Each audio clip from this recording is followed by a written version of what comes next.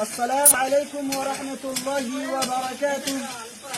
الحمد لله رب العالمين، والصلاة والسلام على رسوله الكريم، أما بعد.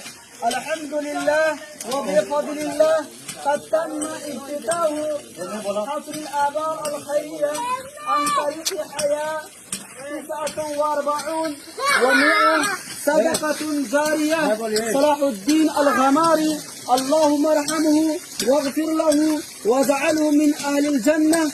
شكرا لك يا صلاح الدين على كل الأخبار التي قدمتها لنا. المكان سبيل نجر، الدولة الهند، جزاكم الله أحسن الجزاء. إننا نشكر لأختنا المتبرعة شكرا جزيلا حارا على أنكم تنفذوا هذا البر في هذه القرية، جزاكم الله أحسن الجزاء. ونسأل الله سبحانه وتعالى أن يتقبل هذا العمل الصالح.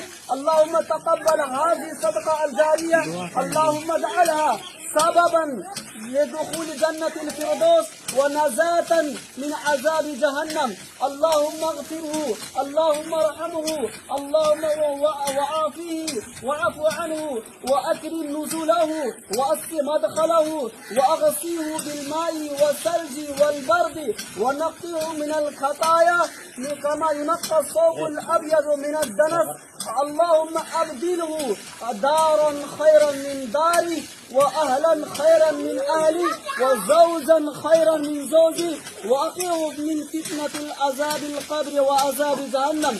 اللهم تقبل هذا العمل، اللهم تقبل هذا العمل. انه اخدم خدمه الدين بكتابه وبيانه، وانه وضح وقدم امام الناس قول الحق والصدق بالامانه. اللهم تقبل صلاح الدين، اللهم تقبل صلاح الدين، اللهم تقبل عمله، اللهم طهره، اللهم طهر من الخطايا، اللهم نجيه، اللهم حشره يوم القيامة مع النبيين والصديقين والشهداء والصالحين. اللهم أسقيه يوم القيامة من حوض النبي صلى الله عليه وسلم. اللهم نور قبره، اللهم نور قبره، اللهم اجعل قبره روضة من رياض الجنة. اللهم تقبل هذا الدعاء، ربنا تقبل منا إنك أنت السميع العليم. ثم السلام عليكم ورحمة الله وبركاته.